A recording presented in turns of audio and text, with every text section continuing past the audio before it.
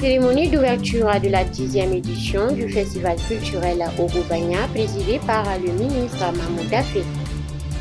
L'ambassadeur d'Arabie Saoudite Abdullah Salem Saber reçu par le Premier ministre des échanges constructifs pour la promotion des investissements au Mali. Voilà, c'était là les titres, mesdames et messieurs. Bonsoir et bienvenue dans ce bulletin d'information aujourd'hui, 28 janvier 2025. Bienvenue dans les informations. Le ministre de l'Artisanat, de la Culture, de l'Industrie hôtelière et du Tourisme, Mahmoud Daffé, a présidé ce lundi 27 janvier 2025 à la cérémonie d'ouverture de la 10e édition du Festival culturel Ogobanya. Le ministre Daffé avait à ses côtés plusieurs autres membres du gouvernement, du Conseil national de transition des anciens ministres et le Premier ministre Zanka Ouattara nous en dit plus. Le festival Ogobanya nous donne encore une fois l'occasion de mieux nous connaître, de nous ressourcer et de parler ensemble de paix, de vivre ensemble, de réconciliation dans un contexte socio-économique, géopolitique, sécuritaire en pleine mutation, dit le Nouroum Tapili, président de l'Association pour la promotion et la protection de la culture Dogon, Guina Dogon.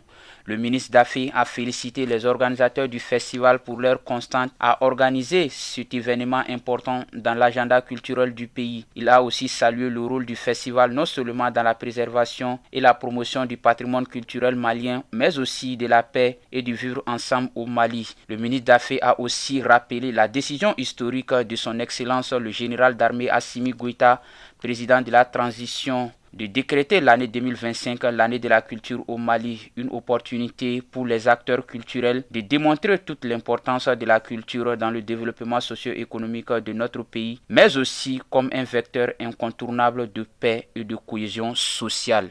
La cérémonie d'ouverture des travaux de l'atelier de la retraite annuelle du cluster éducation a été présidée ce lundi 27 janvier par le directeur national de l'enseignement fondamental, M. Issoufi Albert Bidari Touré, suivant les détails avec Fatmata Siagadjara. Monsieur Touré, au nom du docteur Amadou Savané, ministre de l'Éducation nationale, a apprécié la tenue de cet atelier et a invité tous les participants à s'impliquer davantage pour aboutir à des recommandations fortes qui seront bénéfiques à l'école malienne et qui répondront à l'objectif principal de cette activité qui est de favoriser la collaboration, l'analyse stratégique et la planification concertée au sein des membres du cluster et avec les autres acteurs en vue de renforcer les capacités, d'optimiser les pratiques ou les stratégies et de définir ainsi des orientations pour améliorer de manière significative la qualité et l'efficacité des interventions éducatives dans le contexte actuel. À noter que cet atelier est organisé par le ministère de l'Éducation nationale à travers la Direction nationale de l'enseignement fondamental en partenariat avec l'UNICEF.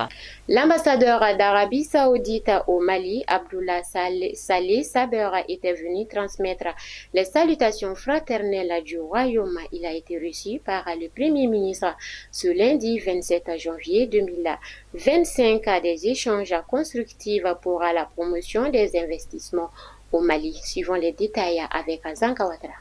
Cette rencontre a permis à l'ambassadeur de réaffirmer le soutien de son pays au gouvernement de la transition et de discuter du développement de la coopération entre les deux nations, notamment sur les plans politiques, économiques et sociaux. Au terme des discussions, le diplomate a mis l'accent sur la réactivation de l'accord relatif à la promotion et à la protection réciproque des investissements entre le Mali et le Royaume d'Arabie Saoudite.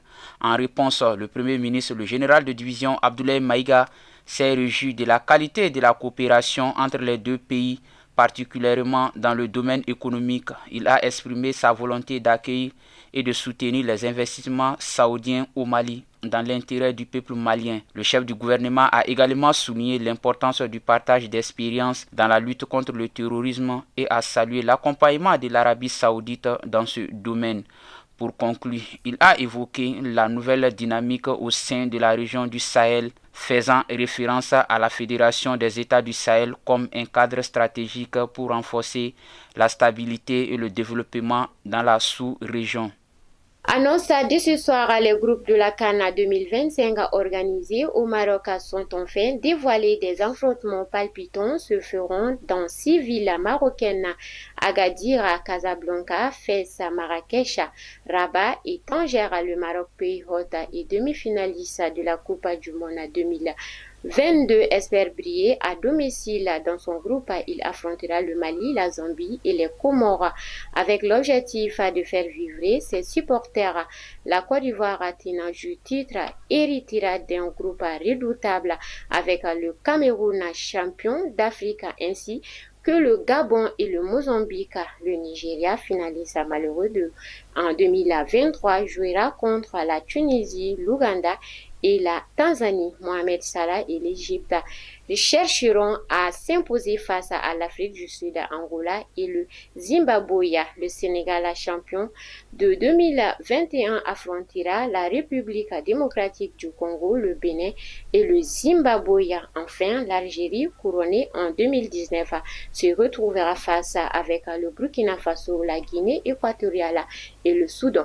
Voilà, c'était tout pour ce soir, mesdames et messieurs. Merci de nous avoir suivis et bonne suite au programme sur Kenya TV. Qu'Allah bénisse le Mali.